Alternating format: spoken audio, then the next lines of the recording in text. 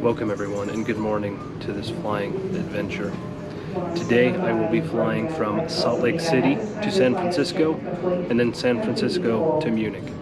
Today I'll be flying on United Airlines. On the first leg of this trip I'll be flying SkyWest Airlines, operating as United Express, and then I'll be on a 777 from San Francisco to Munich. So right now I'm in the Salt Lake City International Airport, the new airport. This is only the second time I've been in this airport. I grew up flying, and so I miss the old airport. The new one's nice, but it doesn't have any real character. The nice things about the new Salt Lake International Airport is, I would say, security, because it's built around the post 9/11 security protocols. The old one was more cramped, it was built in a pre 9/11 era. I would say there's a lot more walking in the new Salt Lake City Airport. There are two large concourses that run parallel to one another. There's A and B, and I do most of my flying from the B concourse. And it takes about 10, maybe 15 minutes if you're slow to walk from the security to the middle of the B concourse. So keep that in mind if you'll be traveling through here. Another thing that I miss from the old airport that I don't really find so much in the new airport is the strong aroma of coffee. For me, that's just a nostalgic and very soothing aroma to have in an airport. And although there's plenty of coffee shops, all kinds, Starbucks and others, there just isn't, it doesn't hang as heavy in the air as it did in the old airport. But I hope you'll stick with me as we fly from Salt Lake City to Munich, Germany. Do you have a favorite airport? If so, why? And what do you like about it? Type it down in the comments and let me know. I'd love to hear about it. So here we've got our chariot to San Francisco. It's an Embraer ERJ-175. It's manufactured in 2014 and is owned by SkyWest Airlines, but operates as United Express. So I've flown on SkyWest a lot. My mom worked for SkyWest Airlines starting in the 1980s, and so growing up we flew standby on SkyWest Airlines and Delta Airlines quite a lot.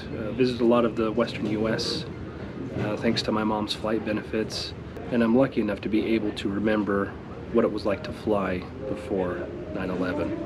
Back then, flying SkyWest typically flew on old Embraer 120 Brazilias, I think they were. And they were small aircraft, twin-engine turboprops. So, they had the propellers, provided a more raw, original, I guess, flying experience. You'd really feel the aircraft as it battled winds and lift and all of that. So it was exciting in that way. It was never uncomfortable or frightening, but it was just more exciting. You just don't get on these modern jet aircraft. Also, those aircraft, they had a row of double seats on the left side if you were walking into the aircraft, and then a row of single seats on the right side. They had two pilots, obviously, and were serviced by one flight attendant. And always had a great experience with SkyWest. However, flying standby, there were times where, say, we would be trying to get to Hawaii, so we'd fly to LAX and then be stuck in LAX because we could never get off the standby list into the approved list. So it's nice to be a ticketed passenger these days, and with reasonable surety that I'm going to be able to get on the aircraft. These days, SkyWest operates all jets. I don't think they operate any turboprop aircraft anymore.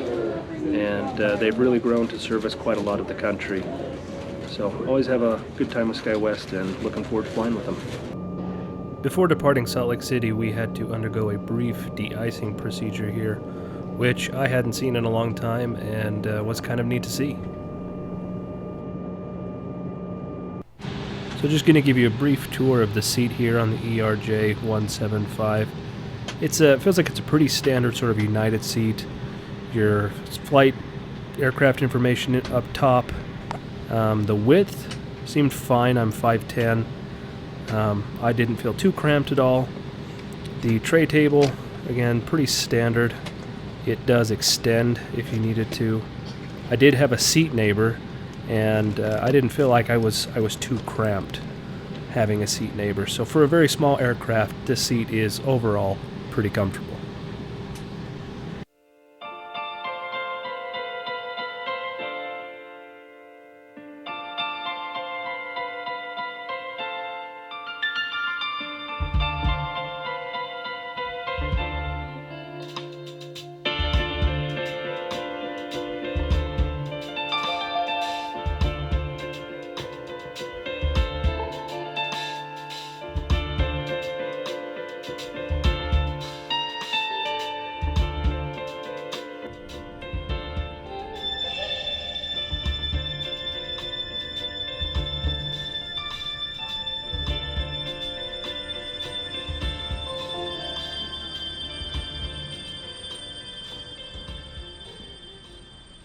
Hello and welcome to San Francisco.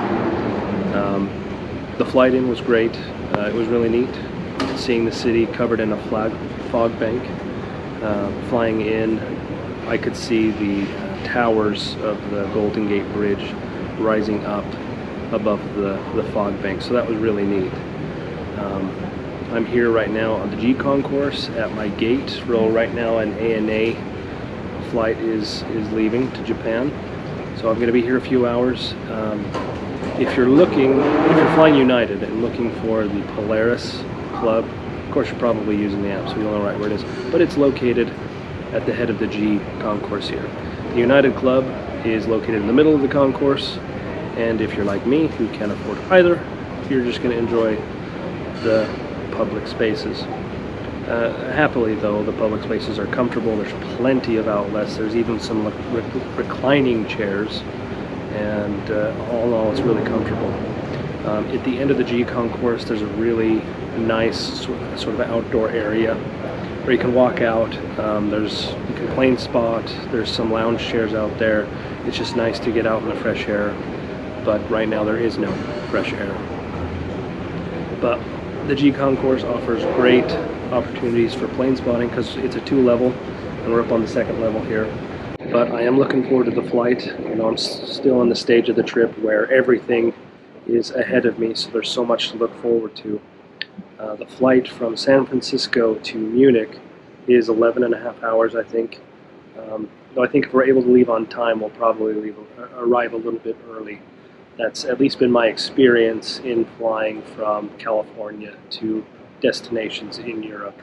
Last time I flew to Europe, it was with Austrian, and that was okay, but the aircraft was a bit old, and you could tell that from the in-flight entertainment systems and just the general interior of the aircraft. So it wasn't the most comfortable, but United's fleets, I think, are a little more up to date, so we'll see how that goes.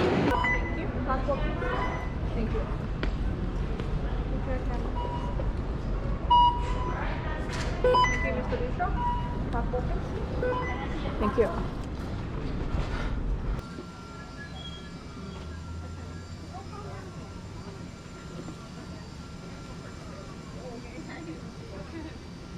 Welcome aboard to you. If you need help to locate your seat. So as you can see, United offered a little cleansing towelette there. The first half of the aircraft was really taken up by the Polaris business class. There was a good number of these, all of which were taken up before the flight departed. And you've got the premium economy seats here, and then the rest of it's taken up by the economy in a 3-4-3 configuration. I was lucky enough to be able to get space for my carry-on luggage in the overhead bin right above my seat. I love when that works out because negotiating where your carry-on can fit on an aircraft is always one of those stressful moments when you're trying to board. So welcome on board. We're already pushing back. Let's take a quick tour of our seat.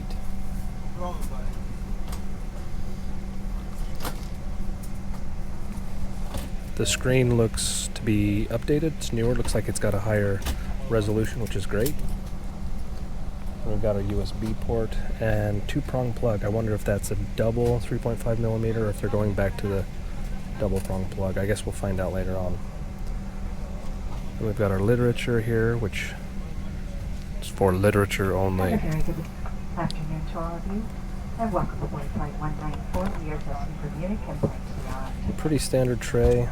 Looks Your like it aircraft moves. is out to the Antonego plan flight. Good. Schreiber. He's assisted by First Officer Mark David and Lincoln Flight, and they have informed me once. Airborne on flight time will be a very Plenty. 10 hours and Plenty of space. My name is Heather Farrell. Legroom, which is really nice. Pleasure and privilege of flying with nine other San Francisco's finest in-flight safety and service specialists. Got the in-seat power plug, universal plug.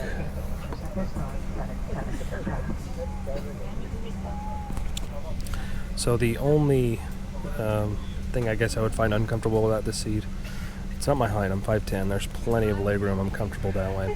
I guess it's my width, but I guess I'm a little too wide.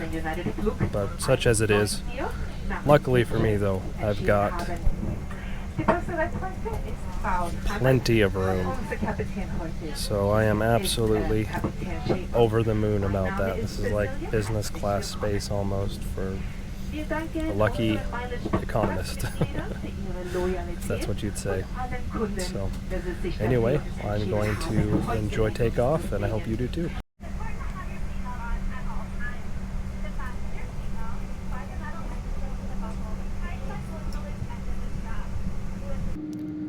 Arguably, San Francisco is one of the best cities to fly into and out of.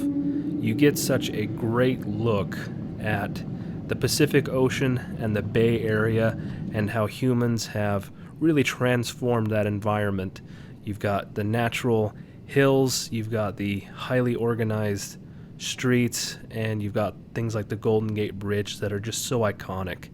So San Francisco offers just stunning views from the air.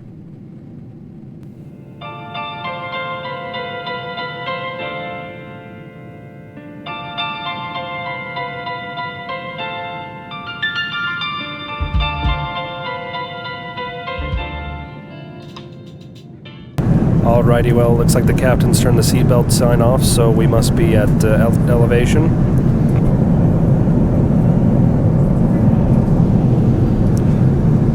We look at the Sierra Nevadas as we head east.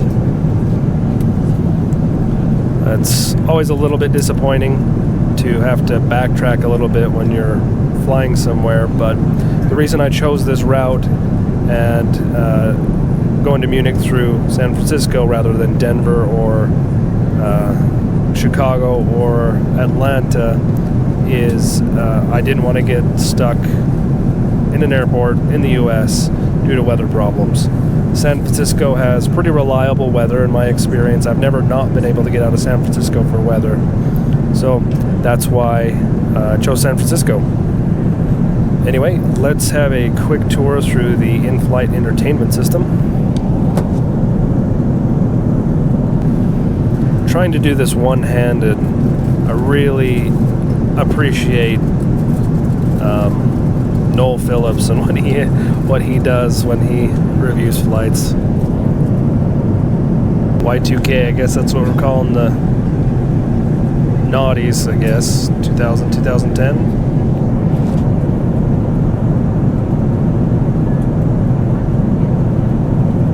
It's like a nice selection of news, which is nice. Especially for all those people who like to keep up to date. I mean, 11 hours is a good bit of time to be checked out of the world. This is neat from the flight deck. Listen to your flight number to hear live communication between the flight deck and FAA, air traffic control. Ah yes, Big Bang Theory. What is a flight without the Big Bang Theory on the in-flight entertainment system? Oh, also, I got these headphones from the flight attendant, and I guess they have the dual plug-ins, so 2 people can listen to the same movie or something. That would be my guess. But so far, so good. The flight attendants have pulled out the drinks trolley and they're going around. So also one thing that when I first opened the in-flight entertainment system here, before it was on video, is it had a little info picture of what to expect in the flight. So we'll have dinner lights out, lights on, a snack, and then landing. So that was nice to know what to expect and about when to expect it. I've also noticed with the in-flight entertainment system here, you can turn your TV off and say I'm going to sleep, but you can also let the flight attendants know that they ought to wake you for meals and things like that. So that's actually really nice. The last flight I was on going to Austria, this fellow fell asleep next to me and slept through pretty much the entire flight, but was really hungry when he woke up. So, I mean, lucky him sleeping through a flight, but also being hungry is no fun. So the flight attendants have been around with the drinks trolley, and I chose a Coke, so cheers.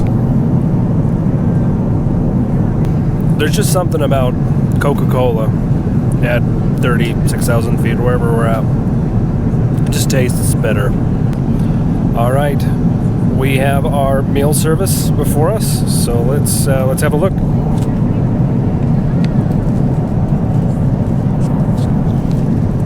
So I've gone with the butter chicken option. There was a stir-fry noodle option as well. So we've got the butter chicken. We've got a salad and sort of barley-looking thing. This birthday truffle crumb cake, that looks interesting. A roll, delicious can of Coke, and then our cutlery. So let's sample it. All right, I hope you can see me and hear me. Let's give this butter chicken a go.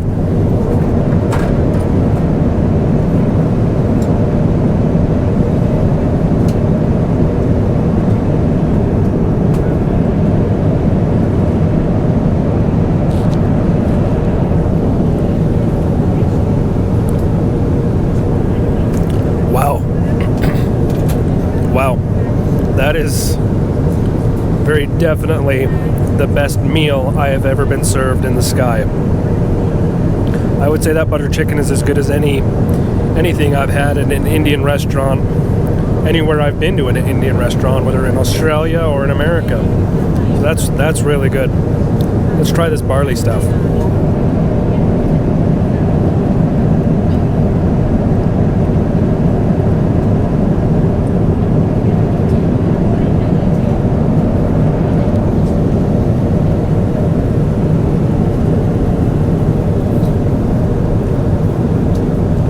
It's a cold dish. It's a salad, obviously, but it's got a really bright sort of citrusy flavor. I don't know what's in it, but it is tasty. I really like that. All right, well, the meal service is over. The dessert, little cake cookie thingy, that actually ended up being pretty good. The birthday cake truffle. But I've also learned something about the in-flight entertainment system here. I do have a pair of wired headphones that I brought with me, but they don't work in either of the plugins here. I do have a pair that I got from the flight attendants. They work. I guess the only problem I have with them is they're not that good. They work, but you have to have the volume up pretty high to hear something, and sometimes it feels like it's too high and it kind of hurts the ears. So I don't know if they're just going with a new design. I did see something earlier that said you can connect your Bluetooth headphones to the IFE, but I've searched the settings and searched the menus, and I haven't been able to find out where that is. Interestingly, the little picture they had for that showed some AirPods, Apple AirPods. So, and this is an Android system they're operating here. The in-flight system is an Android system. So if they can connect to Apple AirPods with this Android system, that would be pretty impressive. At least I think so. But now it's time for a little bit of shut-eye, and I will catch you in a few hours.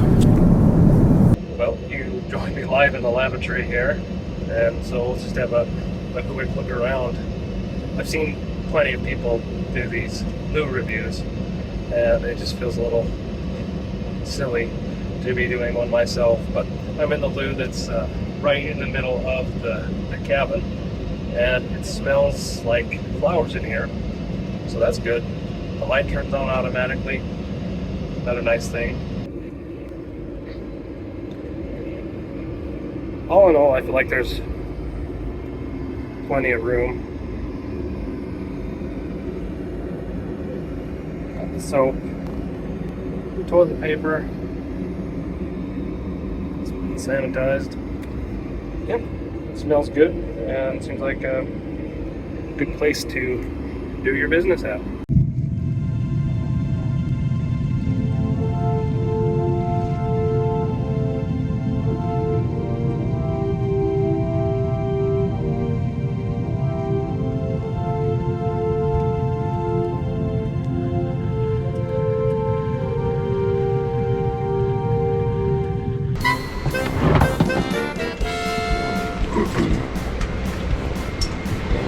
Thank you.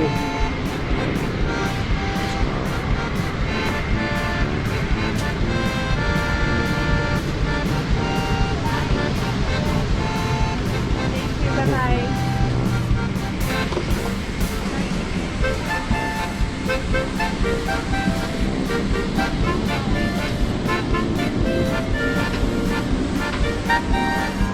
Bye. Goodbye.